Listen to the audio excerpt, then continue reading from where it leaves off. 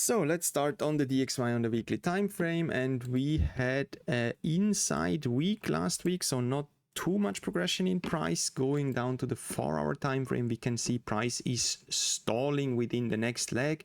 We were looking here for price to form a bear flag continuation in this area, potentially tapping into this small liquidity area here, but price sold off slightly earlier than expected, and we are now sequence wise in the second consolidation phase, and we do have CPI on Tuesday, so I don't expect for price to move too much before we see this news release. That would also match for price to take some time here in this area and accumulate slightly more volume before we then see the next directional move. But this structure overall does look more bullish, and I'm leaning towards a short in the dollar into the first area of interest here, potentially retesting the lows of this overall bigger structure. Moving on to Euro US dollar, that would mean we are looking for a long continuation. The same, basically the inverse picture to the DXY last week. We were looking for longs in this area here, and there was a trade in here on the lower time frame, and now we are in the second bigger consolidation for the next move to the upside. So right now I'm looking for a slightly larger structure than we had here, with the potential 1, 2, 3 into this small liquidity area, which is visible here on the 1 hour. So that would be perfect for a long continuation. Pound US dollar, on balance, we are coming from an area of interest here, so we just slightly tapped the low of the structure. We then had a nice impulsive move back to the upside, and we are now trading into this liquidity area here to the left, so that could be a V-shaped recovery.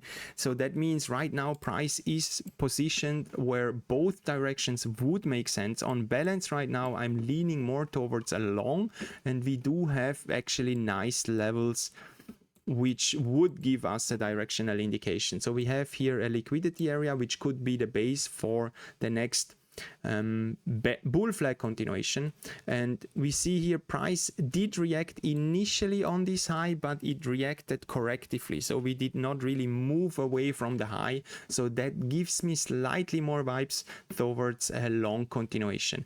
As soon as price drops below this liquidity area here, which would then also mean below this previous small high to the left, and we then see a bearish continuation in this area, then of course we know market has other plans, and we will see a sell-off again in pound US dollar.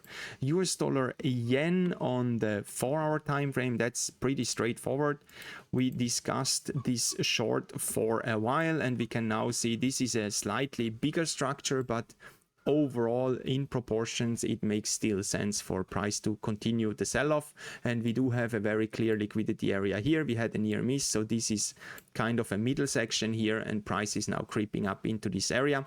We have a low here slightly higher up, which price could potentially tap into, and that would just have some effect on the type of entry to choose. So if we get a washout candle here on the 4-hour time frame, that would be enough for a risk entry in the first high, basically in the first level. And if price is stepping into the second area, we just need a bit more confirmation for the entry. But the overall idea is still the same, as long as we are trading within this area.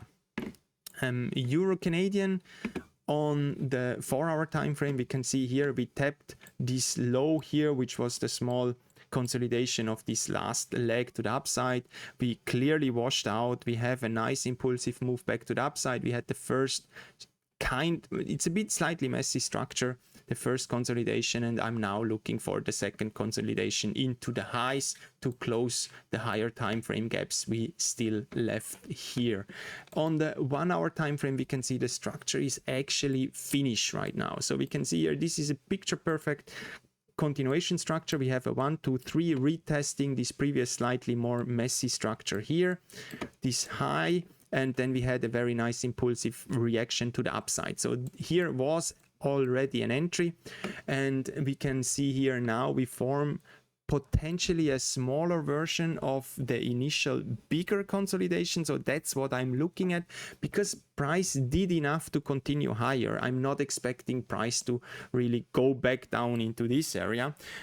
Even retesting the low is not necessary, but considering we are starting Asia session on Monday, and Euro Canadian is not really a pair which is known to move during Asia session, so we might see that price is still retesting the low here, forming a double bottom before we then see the reaction to the upside. This would technically still be possible and still give enough value to this overall structure for a long continuation. Euro New Zealand dollar is similar.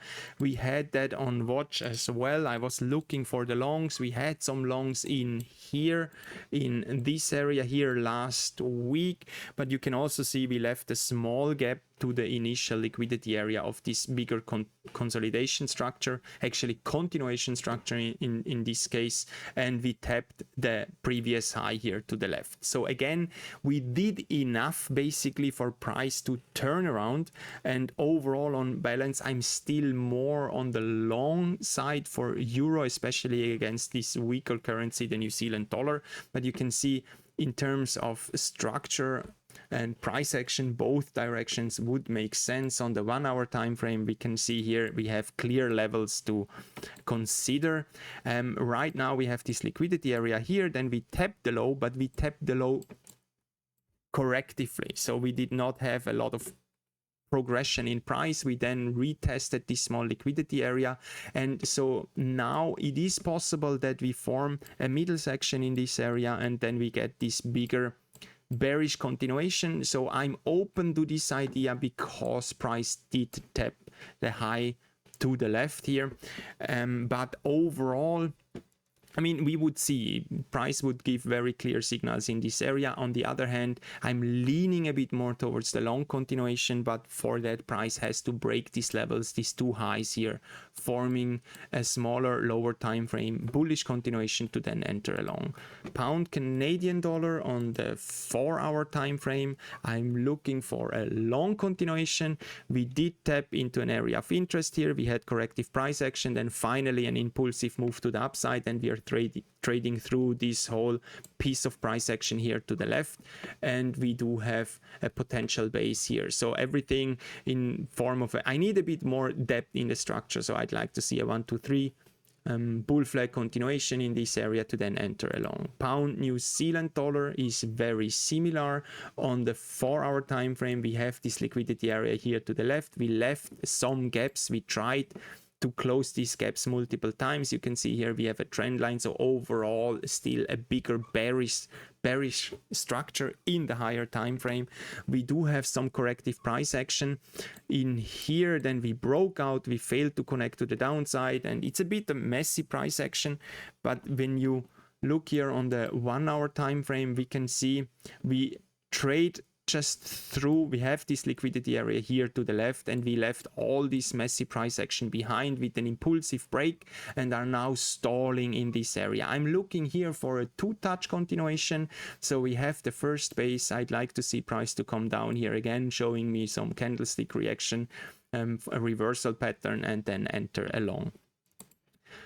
Australian dollar, Japanese yen on the 4 hour time frame, we can see we are in a bullish momentum run again. We did tap the lows here twice. Actually, we washed out the low of the initial last move to the upside. We still have a gap to the highs, and we had this first continuation structure here, an impulsive break, and are now stalling in price. And you can see here on the left side, on this run here to the downside, there's nothing to worry about. So it makes no sense at all for price to turn around just here in no man's land, and that's why I'm looking for a long continuation to tap the highs, at least this high, potentially closing the gap on the higher time frame.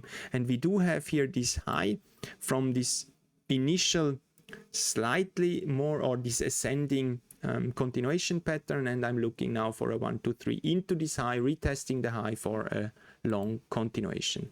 Canadian dollar yen, on the other hand, looks bearish on the 4-hour time frame.